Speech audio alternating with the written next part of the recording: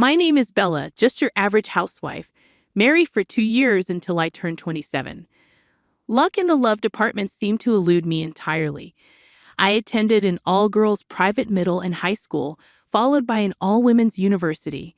After graduating, I landed a job as a receptionist at a large corporation, where, unsurprisingly, all my colleagues were women. In my social circle, it was typical for people to be invited to parties by business executives. But I never received such invitations. The reason was simple. Whenever I conversed with men, nerves rendered me speechless. While I often received compliments on my appearance and was asked out a few times, dinner conversations with kind-hearted gentlemen would invariably end with remarks like, "You're pretty, but there's not much else to you." Then destiny knocked on my door. "Bella, will you go out with me?" That's what Lex, an employee from one of our client companies, said to me. Speculations arose among those around us, assuming we were dating since he would only give his contact information to me. However, that wasn't the case. Despite Lex's attempts to engage me in conversation, I merely responded with polite smiles, as I did with everyone else. I believed I was destined to remain single forever. But then his confession changed everything. Can we maybe just start off as friends?" Caught off guard, that was my reply. Yet he nodded eagerly, his enthusiasm apparent as if his head might fall off. As he entered the office, still smiling, I realized this was a first for me. Until now, encounters with men had always been tainted by ulterior motives. But with Lex, I sensed no such intentions, only pure affection. Thrilled, I went out with him a few times, though I remained nervous and struggled with conversation. Yet he accepted me for who I was. That's when I knew. "Lex, would you like to be in a relationship with me?" He was overjoyed, almost to the point of tears. This moment, this question, it all happened 2 years ago on Christmas. At that time, I felt extremely happy, believing I'd be blessed forever with such a loving person. But cracks appeared in the facade when his company went bankrupt. Now, 2 years later, at 29, I called to my still sleeping husband. "Lex, you should probably wake up now." Putting on my shoes, I left the house, the sole breadwinner for our household. His company had gone under 6 months ago, and he'd been jobless since. Despite his efforts in job hunting, the economy's downturn and saturation in his industry made it difficult. Even if he received an offer, it often amounted to a take-home salary of just $2,000, making it challenging for him to commit to changing jobs. Despite it all, I continued to stand by him, knowing that our love wasn't superficial enough to fade just because of unemployment. My salary had always been modest, and we never lived a life of luxury. Our home was a 2-bedroom rental apartment, over 30 years old, in a building that wasn't secure and was a 30-minute walk from the train station. Yet I was willing to compromise on many things to keep our life together intact. I sensed that my husband was struggling to move on from the shock of his company going bankrupt. Despite having a few job offers, he seemed stuck. I patiently waited, hoping he'd find the right fit and recover emotionally. However, as time passed, my hope dwindled and his mental state deteriorated. He began taking his stress out on me, occasionally raising his hand in anger. Though his actions left no lasting marks, I endured it, believing he was suffering more than me and wanting to be supportive. Then finally, he landed a new job in a completely different industry. The new place was willing to hire him despite his lack of experience, and he accepted the offer. I felt relieved, thinking I wouldn't have to endure his outbursts anymore. I had questioned if he was becoming abusive, but it seemed like a phase. He threw himself into his work at the new company and even got promoted to team lead within a year. As I turned 30, thoughts of starting a family crossed my mind. However, the loving man I married seemed to have vanished. "Hey, I told you I like toast. Why did you make pancakes? And if you're going to serve fruit, at least remove the pit." He snapped over trivial matters, his temper flaring over the smallest things. His remarks turned increasingly hurtful. "Really? Do you have to speak like that? You're an adult, Lex. Take out the pit yourself," I retorted, my patience wearing thin. In response, he slammed his fist into the wall, intimidating me. Though I wasn't confrontational by nature, I instinctively recognized his behavior as emotional abuse. Lately, I'd been careful not to provoke him, but our fights had become frequent, leaving me emotionally drained. The breaking point came when he directed his frustration at me again. The pressure of his new job seemed to be the root cause. Despite his promotion to team leader and talks of further advancements, the stress was taking its toll, and I was the easier target. Unable to bear the emotional strain any longer, I made a difficult decision. Actually, I quit my job. As I turned 30 and transitioned into the role of a housewife, it was a decision I had long planned. I had always intended to leave my receptionist job in my 30s to pursue something I truly desired. My husband was aware of this aspiration, so when the time came, I retired from my job as planned. However, it seemed that he wasn't entirely pleased with my decision. In this day and age, women need to work too. I can support both of us on my salary alone, you know. Do you even appreciate who's provided for you? He complained one evening over dinner, then swiftly grabbed his bag and left for work. It struck me deeply. When he was jobless, I had been the one supporting him. So why was I now being blamed? His attitude began to create an emotional distance between us. Then one day, I returned home to find unfamiliar shoes at the door. To my surprise, my mother-in-law was lounging in the living room. "Oh, Mom, what are you doing here?" I asked, puzzled by her presence. My mom flatly stated, "Didn't Lex tell you? I'm moving in here from today."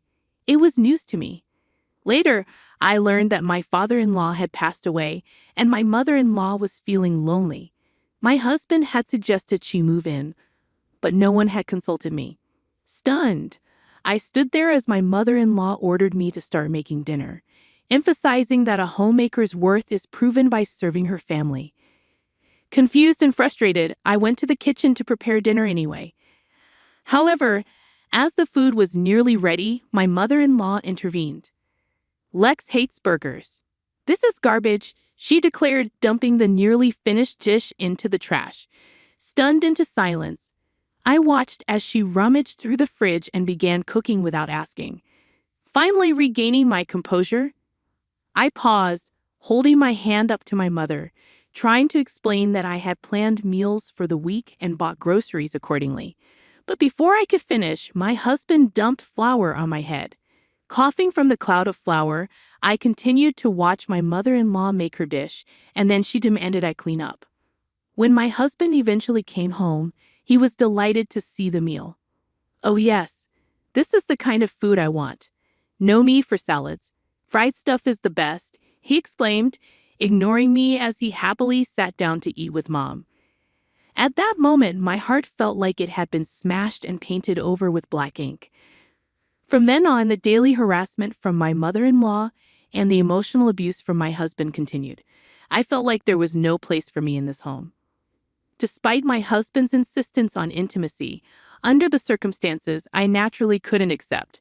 I had been avoiding getting pregnant, even though I was already 30, because I didn't want a child with this abusive man. Then finally, the last straw broke. My mother-in-law said she was feeling unwell and asked me to drive her to the hospital. Reluctantly, I agreed.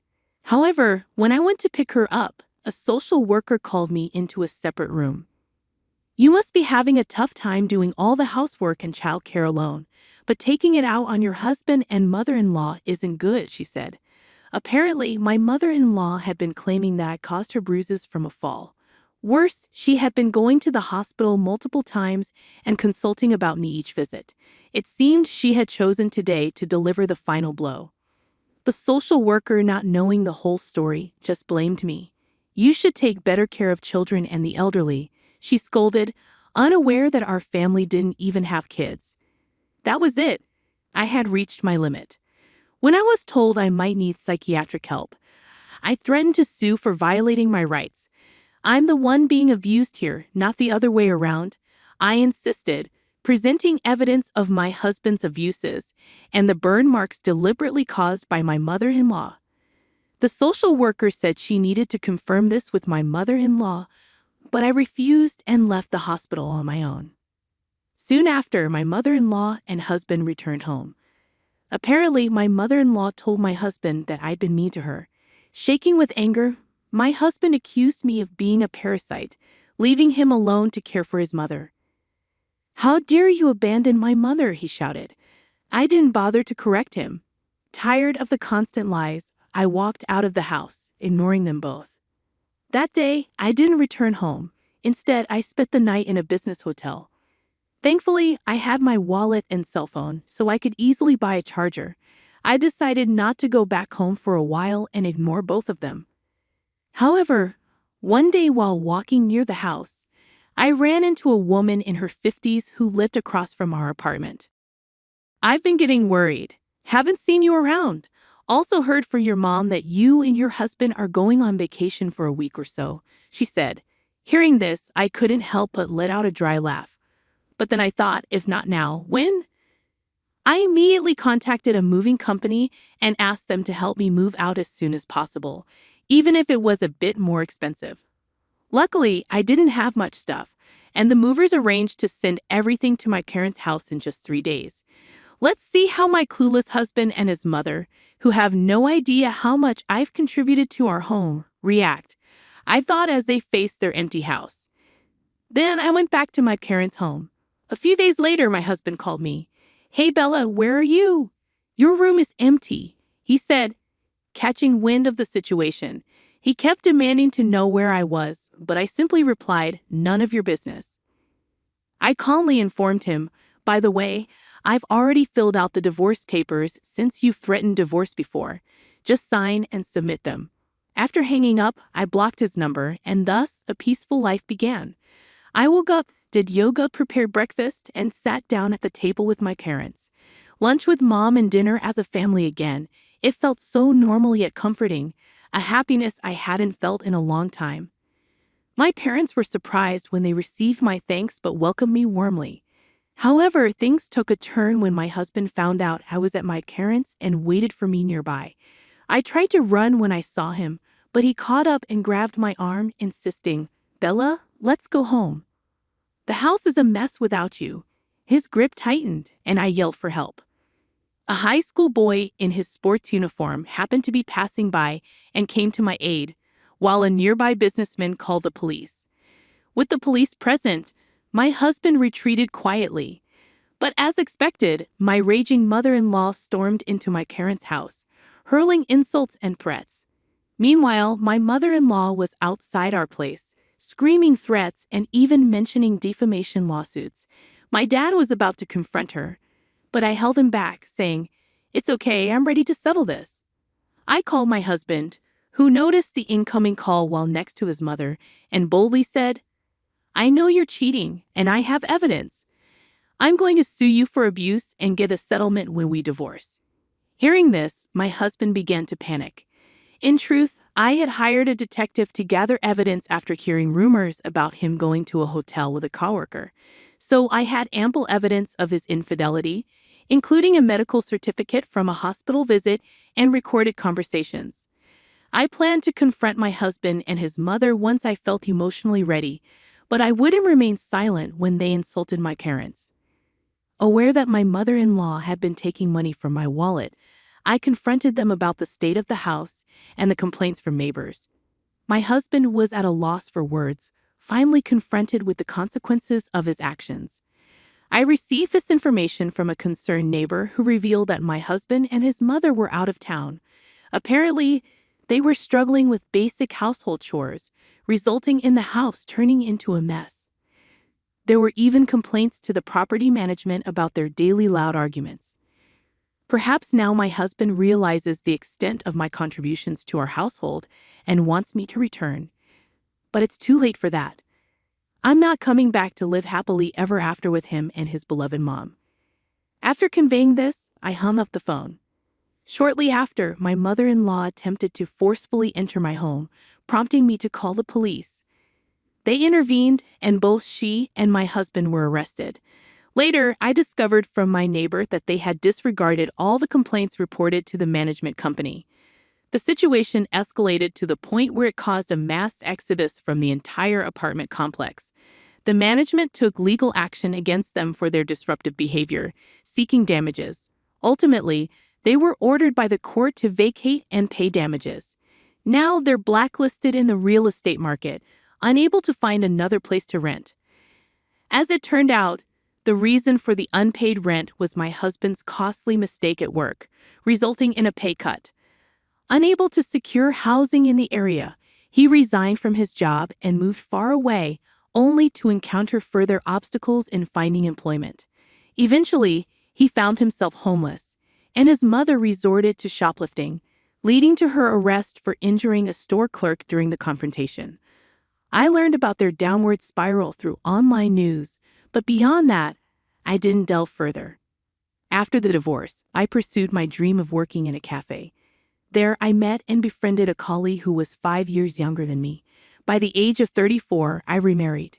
By 40, we opened our own dream cafe together. And now I'm pregnant. It may be a late-life pregnancy, but I've never been happier.